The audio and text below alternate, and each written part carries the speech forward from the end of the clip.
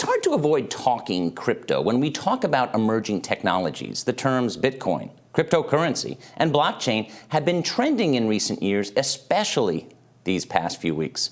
What is the future of crypto, and how will it continue to fit into our overall economic landscape?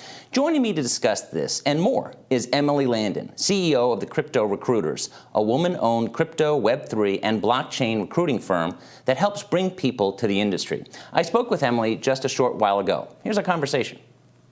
Emily, thanks for joining us. My pleasure. Happy to be here. Well, let's start off talking about your company, the Crypto Recruiter. What is it? What are its goals? And what gaps does it look to fill in the industry? The Crypto Recruiters, we're a crypto-specific recruiting firm. We also deal with blockchain Web3 and anything Web3. Our goals are to help as many people as we can join the crypto space. We've helped over 200 people enter the space since January 2020, and we're excited to help many more. How do you get people in the space? Yes. So we have great conversations with them, and we do a lot of networking with hiring managers. So by speaking with hiring managers, really understanding what they're looking for, we're able to go out and find them talent.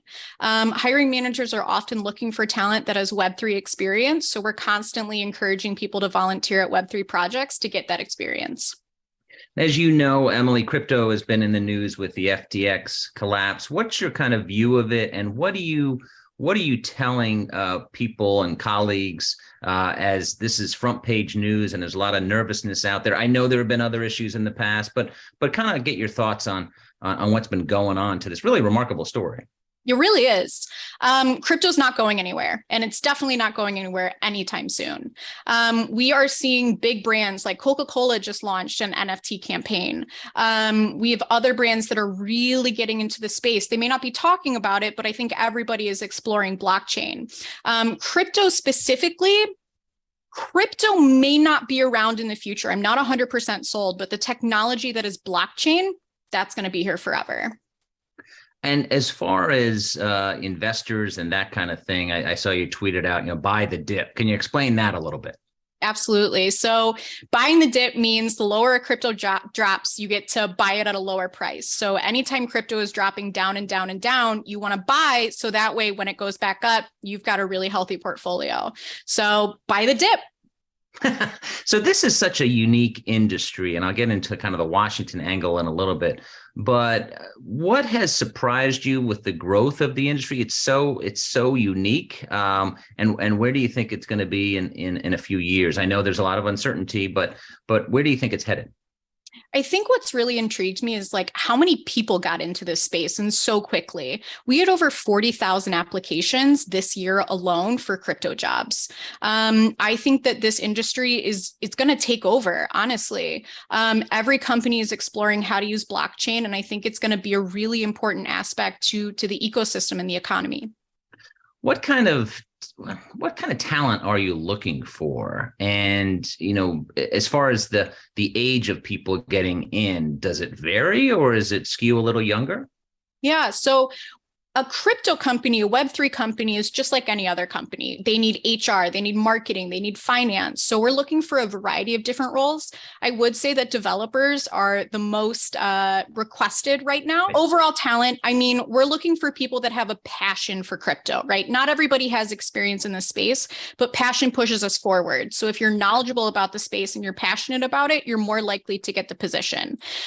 Age-wise, it does skew to the less tenured candidates, but I think these companies, as they're formalizing or realizing they really need tenure talent to come in and formalize everything, to bring it all together. So I would say previously, yes, there was a skew towards the younger generation, but now they're seeing that the older generation brings a lot of value. What's the role, Emily, in your view, on regulators, the U.S. government in this space? That lawmakers are kind of grappling and struggling to, number one, figure it out, and also doing some oversight. And we're going to see more of that certainly going forward in the new Congress. What do you think should be their role? I definitely think they should be involved. There's a lot of bad actors in crypto, and I think that can be mitigated by regulation. So I think it's important. I think regulation is really important. What about how do you deal with the bad actors? There's bad actors everywhere, right? And we just talked a little bit about FTX, but how do you deal with them? And also then if you're able to deal with them, make the case, yes, that this is the exception. This is not the rule. Yeah. So when it comes to candidates dealing with bad actors, we're definitely looking at previous companies that people have worked at, right, to see if any of them were rugged.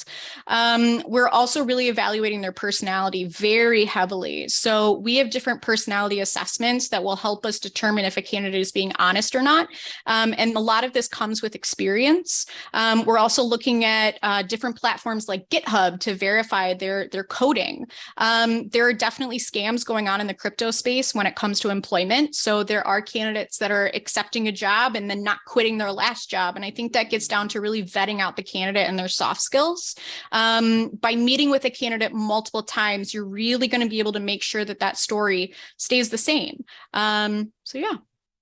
What about ensuring diversity in the industry? Certainly that's affected all industries, including journalism. How do you handle and make sure that you have a diverse group of talent? Absolutely. So how do you make sure you have a diverse group of talent? I think that just starts with recruiting the right people, right? So making sure that not all of your team are the same gender or the same race, and really giving opportunities to those that may not have excelled in Web3 already, which is where it gets down to getting people a chance. Diversity is a very hot topic in crypto right now. In fact, everybody is looking to add diversity to their team, whether that be minorities or women especially. I mean, women in Web3 is a huge movement that's happening. So I think for companies, they really need to give people that don't have Web3 experience but have a passion for it a chance. Has there been a struggle? The unemployment level is relatively low compared to other years. Obviously, the economy has its own issues, but unemployment is not the issue. Has that been a problem in finding talent?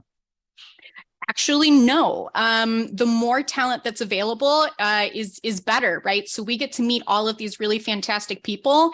Now it gets down to we have a plethora of talent for our managers, and they get to select the best ones that they would like to interview. So due to all the layoffs, there's been an immense amount and an influx of talent available, which has been fabulous for us. Mm-hmm. And going forward, as far as with the Congress, and we've seen this with either hearings on social media where lawmakers who are certainly a little older, they don't quite get it. How do you describe the industry to people who are not industry experts or not even Washington insiders to say, this is what I do and this is what you need to know about it? Yeah, great question. So this is a hard one for me to answer, because if someone's not passionate about crypto, it's not my job to talk them into it. I want someone to, if someone wants a crypto job, they have to be passionate about it in order to get that job, because companies, they don't have time to ramp people up on their crypto knowledge, let's call it. So when I'm explaining to someone what I do, I explain that I'm working in digital currencies, and they often ask what that is. I work in digital currencies and I help people find their dream jobs. I think that a lot of people, will classify this industry as, in a negative way. And I think that that's completely incorrect. There's always going to be a bad actor. There's always going to be a bad apple in the bunch, but you need to really meet some of these people. I mean, Web3 is filled with some of the kindest, most honest, just wonderful, good human beings. And I think a lot of that is skipped over, especially in the news. So I really try to educate them on how wonderful the people are, how kind everybody is, how everybody's willing to help and network, which is all very true. We grew a very large following on LinkedIn just by providing value to people. And I think that's something that Web3 is really passionate about, is providing value to the community. Last question, what made you interested in this space? What got you like, wow, this is kind of intriguing, and I imagine that your situation is similar to others where they're like, what is this? And the more you learn about it, the more interesting it is. Exactly. So I recruited for financial services for 3 years prior. And financial services recruiting can be tough. People aren't always the nicest. And my fiance actually got a job in Web3. His company needed some help recruiting. So I grew them from 35 to 114 employees and was just in love with the people. At first, it started off as a favor. And then I was like, you know what? This is amazing. These people are great to work with. Nobody's crabby on the phone. Everybody wants to to talk to me. I mean, it was just an awesome industry to get involved with because of the people and the technology. So this may sound a little morbid, but I want to experience as much of blockchain as I can in my lifetime. It kills me that I won't be around when the last Bitcoin is mined. So I want to see this grow as much as it can. And by helping people get jobs in the space, that's how I'm helping push it forward. Very exciting field. Emily, thanks for your input. I've learned a fair amount today. It was a pleasure. Thanks again to Emily Landon, CEO of the Crypto Recruiters. And that brings us to the end of our first segment of A More Perfect Union. Please join us back here tomorrow, 1 p.m. Eastern, for our next segment, Reinventing the American Economy. We'll be discussing how technology is encouraging business growth, the future disruptors of digital commerce, and much more. See you back here tomorrow at 1.